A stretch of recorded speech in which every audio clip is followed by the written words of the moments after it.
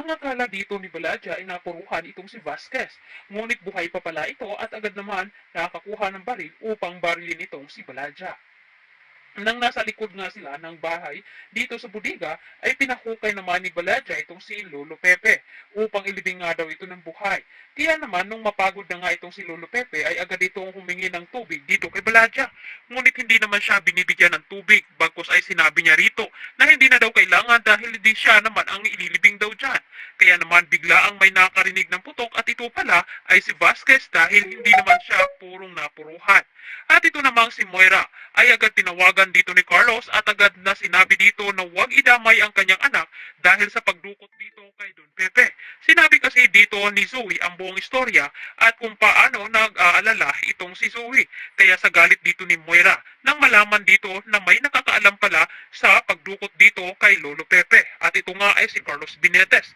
Alam nila na may kakayahan nga itong si Moira na gumawa ng krimen dahil doon sa nangyari dito kay RJ at sa pag-utos dito na ipaligpit itong si Doc Lendon.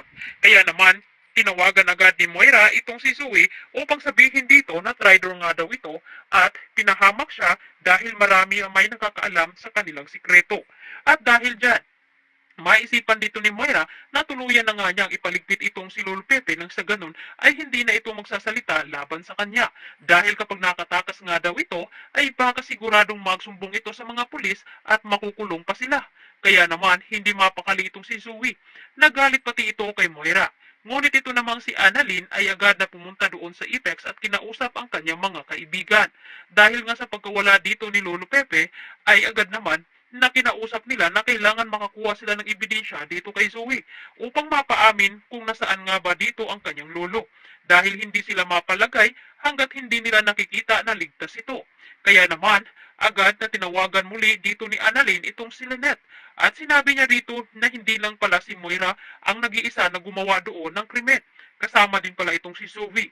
Kaya papatunayan niya na makakita ito ng ebidensya upang mapaamin itong si Zoe kung saan nga ba dinala itong si Lolo Pepe.